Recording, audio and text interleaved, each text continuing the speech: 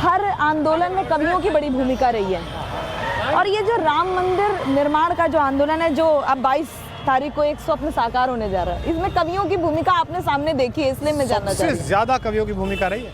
साधु संतों के बाद हाँ। अगर भूमिका रही है हाँ। तो वो कवियों की रही है, और विशेष रूप से मंचीय कवियों की रही है। उस समय में हजारों हजार कवि सम्मेलन देश भर में हुए, जहाँ कुछ गलत बातें भी पढ़ी गई। ऐसा नहीं सब कुछ सही पढ़ा गया, कुछ बहुत उत्तेजक नारे लगवाए गए, कुछ खराब बातें भी बोली गई, लेकिन मूलतः राम भारत की आस्था है और उनके जन्म स्थान पर एक निर्विवादित मंदिर बनना चाहिए, और उस पर एक आक्रांता की बनाई हुई विध्वंसकारी एक इमारत का कब्जा है, जो कि अवैध है, नृशंस है, अमानवीय है, असांस्कृतिक है, अधार्मिक है और आध्यात्मिक चेतना के हीन है।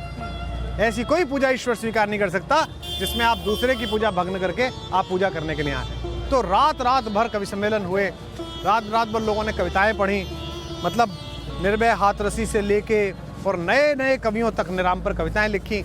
यह बात सही है कि उस समय राम पर तात्कालिक कविताएं जरूर लिखी, राम पर शाश्वत कविताएं कम लिखी गई, जो आजकल लिखी जा रही हैं। अब नए लोग जितने भी लिख रहे हैं, हमारा मैं तो गाता भी हूँ सबकी कवियाँ, और खुद भी स्वयं रोज अपने राम में तो हम सुनते रहते हैं, अपने राम में नई नई कविताएं लिख के रोज सुनाते हैं। हाँ। लेकिन उस समय राम मंदिर आंदोलन की राजनीति, कौन विरोध कर रहा है, कौन समर्थन कर रहा है, कौन क्या कह रहा है, ये उस समय सबसे ज्यादा कविताएं सुनाई गई। और मैंने ऐसे सैकड़ों कवि सम्मेलनों में प्रत्यक्षदर्शी की तरह भाग लिया। हालांकि मैं तो प्रेम की कविताएं सुना रहा था और यदा कदा इस विषय पर भी बहुत तरीके से अपनी बात रख रहा था, लेकिन उस समय सर्वाधिक कविताएं। तो अब वो क्रोध जो था कविताओं का, वो उत्साह में अब बदल गया है, सात्विकता में बदल गया। सात्विकता में बदल गया। भगवान, मतलब जो एक संघर्ष था 500 वर्ष का, 500 साल हो गए, मतलब ये कहना 500 वर्ष तो 500 तो वर्ष पूरे हैं, और कितने लोगों ने अपने प्राण दिए। सरयू जी का पुल जो देखा है, वो पुल जब गोलियां चली तो लोगों ने प्राण रक्षा के लिए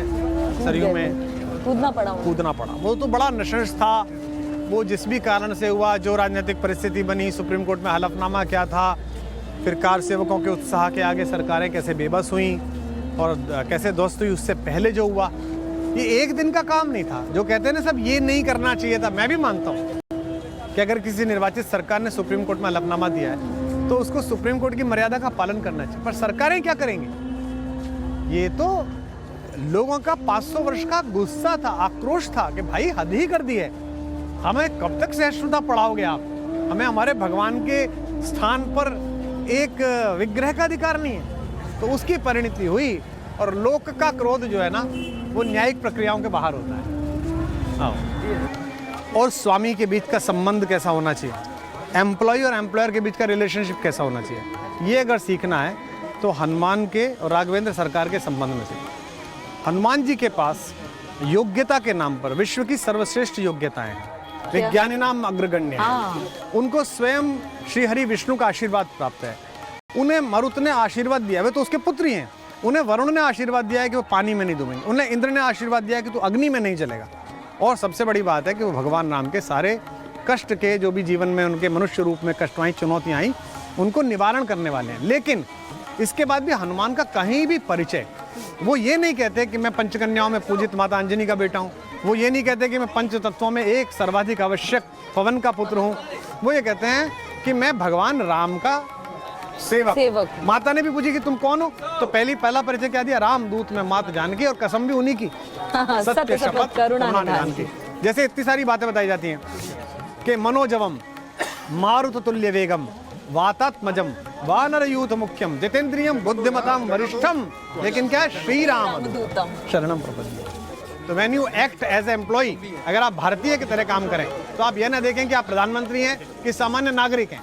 अगर आप सामान्य नागरिक भी हैं तो भी आपकी जिम्मेदारी भारत के प्रति, देश के प्रति उतनी ही है जितनी प्रधानमंत्री या राष्ट्रपति की है। तो हनुमान जो है एक विश्व नागरिक, भारतीय नागरिक का हनुमान सबसे बड़ा प्रतीक है कि वे अपना परिचय विगलित रखते हैं, अपनी गुणवत्ता विगलित रखते हैं, और मैं राम का दूत हूँ। तो जब माता ने उन्हें आशीर्वाद दिया कि तू अजर अमर रहे, तो जब आई यहाँ पर लौट कर राज्याभिषेक हुआ तो माता ने ये इच्छा जाहिर की कि हमारा जो सबसे ज्येष्ठ मानस पुत्र है वो तो हनुमान है। उसका राज्याभिषेक होना चाहिए। और भगवान राम ने जीवन मर्यादाओं की स्थापित की है। एक पत्नी व्रत पहली मर्यादा, रघुकुल में उनसे पहले बहुपत्नी व्रत था, उन्होंने कहा एक विवाह करूंगा, तो उन्होंने उस मर्यादा का पालन करते हुए भगवान हनुमान का राज्याभिषेक किया। इस श्री मंदिर में हमारे जो आराध्य बजरंगबली हैं, वज्रांगबली, वे राजा के रूप में विद्यमान हैं और उनके पार्श्व में आशीर्वाद प्रदाता संरक्षक के रूप में राघवेंद्र सरकार हमारी भारतेश्वरी माता सीता के साथ विद्यमान है। ये हनुमान गढ़ी। चाचा, हनुमान जी सेवक बड़े हैं कि भक्त बड़े हैं?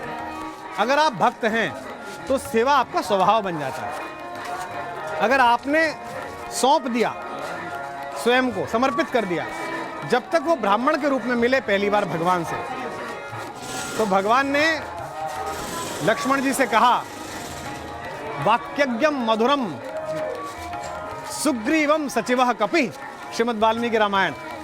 भगवान कहते हैं यह सुग्रीव का सचिव बड़ा वाक्यज्ञ है, सचिव, और इसने वेद पढ़े निश्चित रूप से, जो ऐसी भाषा बोल रहा है। तब तक वे छद्म में थे, तो भगवान ने उन्हें प्रेम नहीं दिया, क्योंकि ईश्वर से अगर छद्म में मिलोगे तो ईश्वर स्वीकार नहीं। जैसे ही वो अपने वेश में आए कि आप तो मेरे जन्म जन्मांतर के स्वामी हैं, भगवान ने उन्हें कंठ से लगा लिया।